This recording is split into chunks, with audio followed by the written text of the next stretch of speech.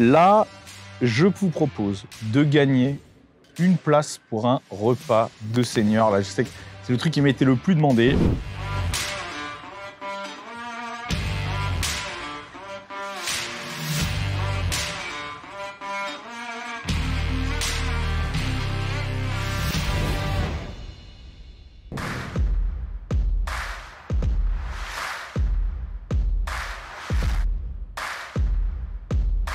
La boutique Bench & Cigars est toujours ouverte. Alors pour soutenir la chaîne, retrouvez tous nos articles sur benchandcigars.com. T-shirts, casquettes, débardeurs, tous présents sur benchandcigars.com. Salut les gars, aujourd'hui on se retrouve pour une petite FAQ. Ça fait longtemps qu'on n'en a pas fait. Je crois que la dernière c'était les 150 000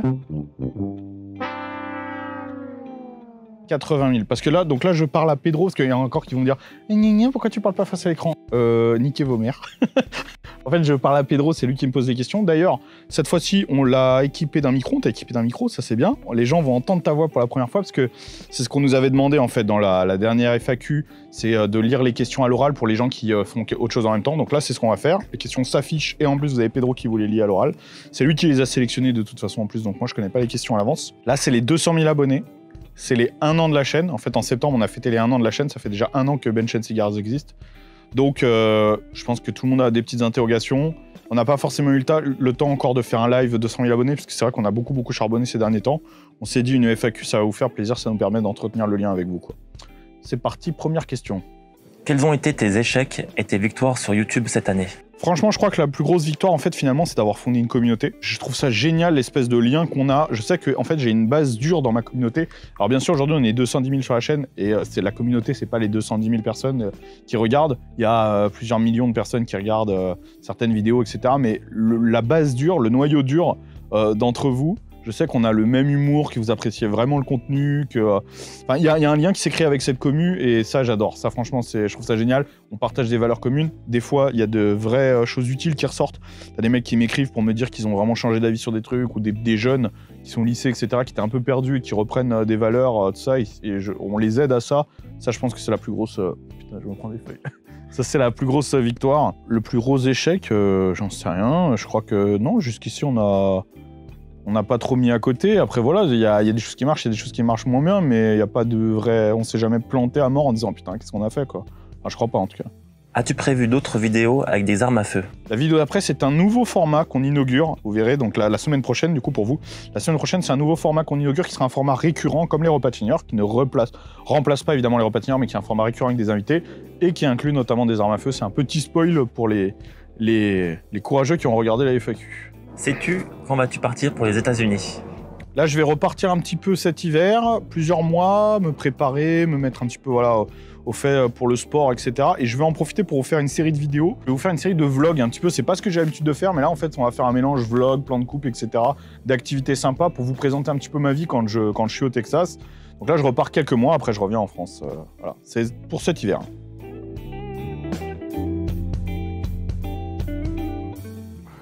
À quand un repas de seigneur avec des abonnés? Ah, c'est une bonne question, pour de vrai.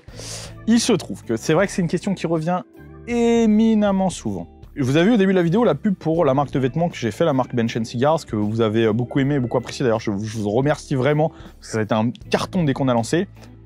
Petite annonce, il y a eu une collection d'été, il va y avoir une collection d'hiver qui va sortir dans les semaines qui viennent. En attendant, en fait, il nous reste du stock de la première collection. Alors, il n'y a pas toutes les tailles, il n'y a pas tout, mais il reste du stock. On fait un jeu concours. Il y a eu un premier jeu concours qu'on avait fait au lancement pour gagner le barbecue, donc qui était tiré au sort. J'avais tiré au sort sur Instagram, j'avais appelé la personne en direct. Là, je vous propose de gagner une place pour un repas de seigneur. Là, je sais que c'est le truc qui m'a été le plus demandé. En gros, vous achetez un article sur la boutique à partir du lancement de cette vidéo pendant 15 jours. Vous avez 15 jours pour acheter n'importe quel article sur la boutique. Chaque article, c'est une chance de gagner. Si vous en achetez 2, 3, vous êtes 3 fois dans la liste, ok? On tire au sort dans 15 jours, je ne sais pas quel jour ce sera, de toute façon Pedro tu mettras à l'écran. Dans 15 jours on tire au sort, celui ou celle qui a gagné sera invité dans le décor officiel de Bench & Cigars pour partager un repas de seigneur. On verra si on en fait une vidéo ou pas, en tout cas ce sera l'occasion, on en fera, en tout cas on mettra sur les réseaux, etc. Lancez-vous, c'est l'occasion, nous ça nous permet de finir le stock avant de démarrer la collection d'hiver, franchement sur laquelle on a bossé de ouf et qui j'espère va vous plaire autant que la première. Où en es-tu dans tes objectifs sportifs? Eh bien écoutez, la vidéo de la semaine dernière, c'était l'entraînement avec Jean Honche. Même si c'était pas mon matériel habituel et tout, vous avez pu voir que j'étais en forme. Tout se passe bien au niveau du street curl, ça avance. J'ai pas de date encore précise. Je pense que le petit séjour aux États-Unis, ça va vraiment m'aider à me mettre au point et à me perfectionner, quoi. Ta vie a-t-elle beaucoup changé depuis un an? Bah c'est un virage à 180 degrés là. Ma vie a basculé en un an, en vérité. C'est-à-dire qu'en fait, pour vous donner une ordre d'idée, il y a 2 ans, j'étais encore debout devant une boîte de nuit, à mettre des tartes à des types pour moins de 2000 € par mois, quoi. Il y a un an, au début de la crise Covid, j'ai perdu tout avec le début de la crise Covid et ma boîte de coaching qui tournait au ralenti, forcément avec l'arrêt des salles de sport. Ça a tout changé. Ça a tout changé sur plein de points. Ça a tout changé parce que aujourd'hui, aujourd'hui, quand je marche dans la rue, dans les grandes villes, etc., il y a toujours des abonnés qui me reconnaissent, qui viennent faire des photos, qui me disent des trucs super sympas. Je reçois des centaines de messages tous les jours et tout, vraiment de soutien et tout, qui sont géniaux. Je reçois des colis aussi. D'ailleurs, je vous le remets. Pour ceux qui veulent m'envoyer des colis, des cadeaux, etc., vous m'envoyez à l'adresse de Vinomancier avec la mention pour Bench & Cigars sur le colis. Je leur dis, parce que c'est vrai que souvent on me le demande, je reçois des tonnes de cadeaux, ça fait vraiment très très plaisir. Je reçois beaucoup de messages de jeunes, etc., qui se sentent inspirés par ce qu'on fait, qui moi m'ont redonné une sorte d'espoir dans les générations à venir.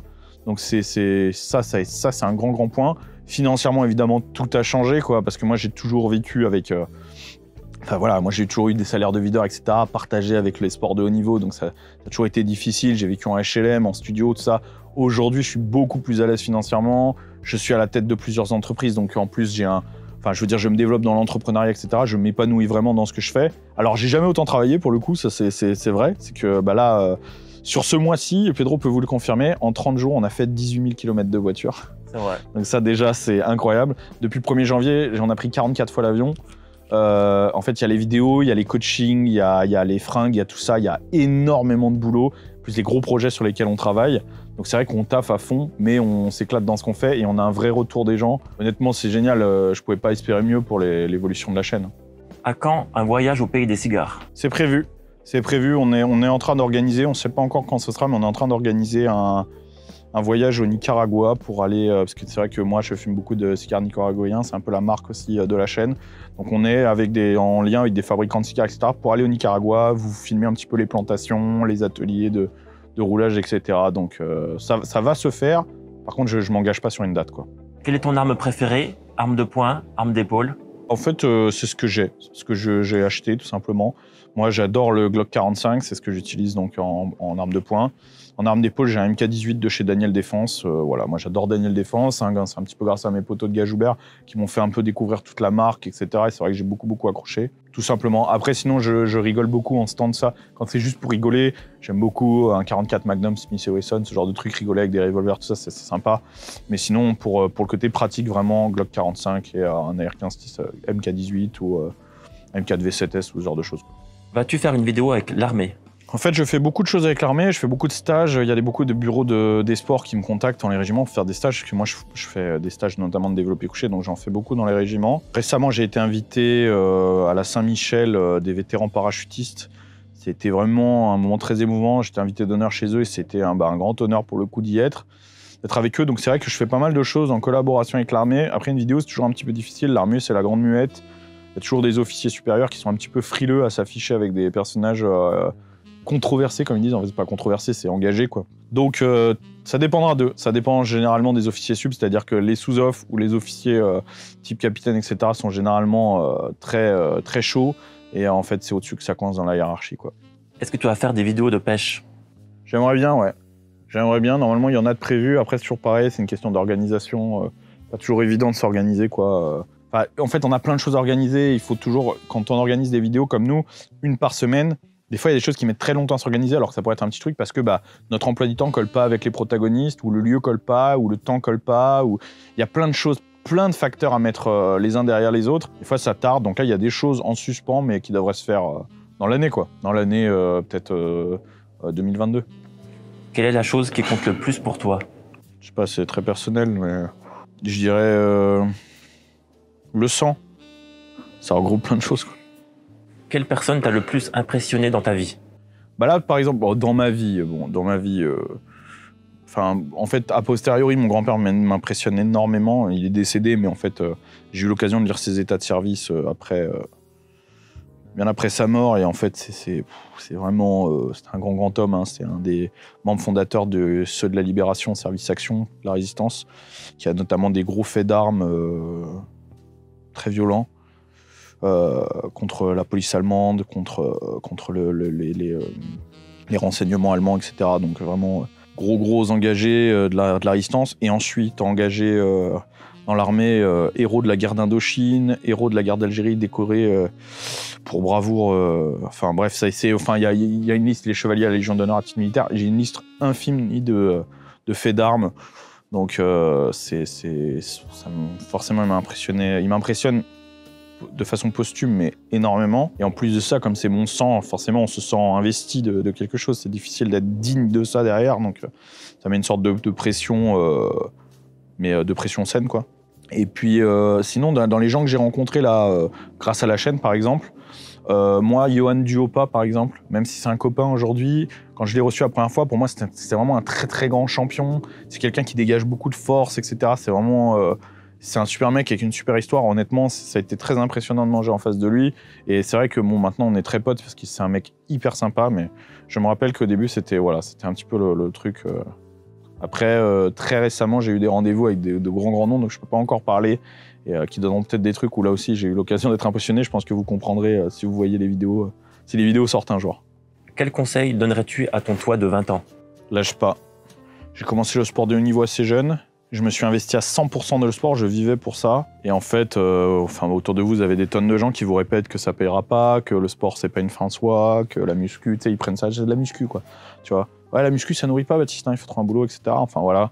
C'est quoi ton avenir et tout. Donc, tous ces gens-là, généralement, aujourd'hui, m'achètent des programmes, des stages, où, tu vois, me demandent de la visibilité, de la publicité. Donc, c'est quand même une victoire. Le truc, c'est que quand vous avez 19 ans, 20 ans, 18 ans, vous pouvez pas savoir si ça va payer, quoi. Donc, honnêtement, je me dirais, lâche pas, quoi. Ça va payer. Aimerais-tu jouer dans un film ? Non, je crois pas que je sois fait pour être acteur. Je pense que je serais un mauvais acteur, et puis bon, ça n'a jamais été une passion. Donc, moi, les films, j'aime les regarder, c'est tout. Penses-tu développer un nouveau format sur la chaîne ? Ben, on a développé des nouveaux formats, en fait, ils sont juste pas encore sortis. Donc, oui. Comme je vous ai dit, déjà, il y a le format récurrent qui arrive là, la semaine prochaine, vous allez pouvoir voir un nouveau format. Est-ce que Christopher Lann a vraiment un gros braquemar ? Oui. En fait, il a un gigantesque chibre, alors on dirait pas comme ça. Enfin, on dirait pas comme ça. Remarque, je sais pas si on peut se baser sur quelque chose, mais... Alors, avant que vous vous demandiez comment je sais qu'il a un gigantesque chibre, déjà, c'est de notoriété publique. Tout le YouTube game sait que Christopher Lann a une gigabit. Et en fait, ça vient des filles. C'est-à-dire que ça fait plusieurs fois qu'il se retrouve avec des filles qui refusent de coucher avec lui parce qu'elles ont peur à cause de son gigantesque chibre. Donc, nous, on s'est dit que c'était une bonne idée de simplement d'en parler, quoi. Voilà, de faire une sorte de promo et de construire sa légende, quoi. Comment te vois-tu dans 10 ans ?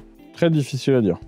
Très difficile à dire. J'espère que tout ça aura continué à grossir, que la chaîne aura continué à se développer, qu'on sera capable de produire encore des choses encore mieux que ça. Et puis voilà, que mes entreprises auront continué à se développer, que je serai capable de fournir encore plus de services, peut-être de m'être développé dans d'autres secteurs. Et puis après, ça dépendra aussi de la tournure de l'avenir de la France. Hein. Ça, c'est assez incertain. Donc, je crois que c'est une période qui est très difficile pour se projeter quand même. Après, d'un point de vue personnel, si je pouvais me marier et avoir des enfants, ça serait pas mal, je pense. Surtout dans les 10 ans. Mais encore une fois, ça dépend aussi un petit peu de l'avenir du pays, quoi. Y a-t-il des choses que tu n'aimes pas que les fans font ? Les fans, entre guillemets, enfin ma commu à moi, non, parce qu'ils sont sympas. Après, dans les spectateurs, le truc que je ne supporte pas, c'est le niveau d'exigence, comme si les choses étaient dues. Ça, c'est vraiment insupportable, en fait. Vous avez des gens qui écrivent parce qu'ils ont trouvé qu'un détail allait pas, ils vont jamais vous dire ce qui va, ils vont vous dire juste le détail qui va pas, comme si la perfection leur était due, alors que ces gens-là, généralement, ont un niveau d'attente très faible vis-à-vis d'eux-mêmes. Vous voyez, ils vont critiquer un truc sur les repas de seniors, un produit qui est un peu moins bien que le reste, alors qu'eux, ils mangent du jambon Arta tous les jours. Ou ce genre de choses, quoi. Moi, très récemment, j'ai pris l'exemple, là, je vous disais que j'étais chez les vétérans parachutistes, j'ai fait un discours pour les vétérans parachutistes qui était écrit sur mon téléphone parce que, en fait, voilà, j'avais beaucoup de routes à faire, etc. C'est plus pratique, j'ai m'écrit sur mon téléphone pour me le rappeler plutôt que de me trimballer avec mes feuilles. Vous avez des gens, sur tout le discours, tout ce qu'ils trouvent à dire, c'est « Ah, dommage, tu lis sur ton téléphone ». Et c'est des gens qui sont abonnés, vous voyez. En fait, ça, c'est insupportable. Je préfère un mec qui m'écrit et qui me dit « sale connard, les parachutistes sont des fascistes ». Vous voyez, un hater de merde, en fait, lui, il est dans son rôle, plutôt que le mec qui est censé me soutenir et qui va dire ah ça va pas, qui va critiquer quand il y a un petit détail qui va pas, alors qu'on essaie de fournir un contenu de qualité toutes les semaines, qu'on se dépasse. Ce genre de commentaires, en fait, c'est insupportable. T'as envie vraiment de lui dire d'aller se faire enculer, quoi. Ça, vraiment, c'est le truc qui me gêne. Les haters, franchement, j'en ai rien à foutre. Mais ça, ce truc-là, je trouve que c'est le plus gênant. Mais bon, c'est tellement minime, en vérité. Et pour un truc comme ça que vous recevez 300 messages de mecs qui vous disent qu'ils aiment votre travail, qui vous soutiennent, etc. Donc, je veux dire, moi, faut pas se plaindre, hein, honnêtement, j'ai une super commu. Quels compléments alimentaires consommes-tu? Moi, je consomme les compléments alimentaires déjà de chez Nutrimuscle, qui me sponsorise, qui me suit sur mes préparations et qui font vraiment de la qualité. C'est une marque franco-belge, donc c'est une marque en partie française, qui a surtout une super traçabilité et une éthique dans le travail, donc ça, c'est bien. Les compléments qu'ils proposent sont très très bien, donc moi, je prends la Muscle Weight, donc c'est c'est mélange de whey et de protéines d'œuf. Je prends de la patate douce en poudre, la créatine de chez eux, et après, sinon, c'est des choses toutes bêtes du quotidien, comme les oméga 3, des choses comme ça, quoi. Donc vraiment du basique, mais de qualité. As-tu prévu une nouvelle vidéo avec Papacito? Il y en a une qui sort très bientôt, là, avec Papacito et Rochdi et Georgie à l'heure actuelle. Donc il y en a une qui sort, qu'on a tournée, et puis il y a d'autres choses aussi de prévues. On s'est beaucoup vu là ces derniers temps. C'est vrai qu'il y avait beaucoup de gens, c'est vrai, qui m'ont dit oui, vous voyez plus, etc. En fait, notre vie n'est pas que sur YouTube. Papacito et moi, on se voit énormément, particulièrement en ce moment, pour des raisons qui nous sont propres, mais pas particulièrement en ce moment. On passe beaucoup de temps ensemble, on se voit beaucoup. C'est un de mes meilleurs amis, donc voilà, c'est vraiment un frère. En plus, j'ai eu quelques petits passages un peu difficiles de ma vie personnelle. Il a été vraiment là pour m'aider, donc moi, j'ai essayé de faire la même chose pour lui quand il a eu 2-3 coups durs, donc... Non, honnêtement, on se voit beaucoup et je pense qu'on va faire pas mal de choses ensemble encore, ouais. Voilà, on va finir là-dessus, sur cette question. Un grand merci à toute la communauté Bench & Cigars, un grand merci à tous ceux qui font vivre Bench & Cigars, en regardant les vidéos, en les partageant, en envoyant des messages, en achetant des vêtements sur la boutique, voilà, en me sollicitant pour des coachings, tout ça, ou en me proposant des idées de vidéos, parce qu'il y a beaucoup de vidéos qui sont venues comme ça, hein, des propositions de gens sur Instagram qui me disent « Ah, bah j'ai tel truc, est-ce que tu voudrais ?» Et donc ça a été c'est génial. Merci infiniment. Comme j'ai dit tout à l'heure, vous avez changé ma vie. Aujourd'hui, je me sens lié à une grande partie d'entre vous. Quand je vois sur les Nurchies, ce genre de choses, votre humour et tout, je sais qu'on se retrouve. Quand je vous vois réagir à mes stories où je fais le con, que ça vous fait rire, je sais que voilà, qu'on a une grande base de valeurs et de culture en commun. Ça me fait vraiment très plaisir. Donc, un énorme merci à vous tous. L'aventure va continuer, hein. On part sur une deuxième année. On va essayer de vous proposer encore plus lourd que ce qu'on a fait si c'est possible. Et dans tous les cas, je vous dis à jeudi prochain. Merci d'avoir regardé la vidéo. N'oubliez pas de vous abonner à la chaîne.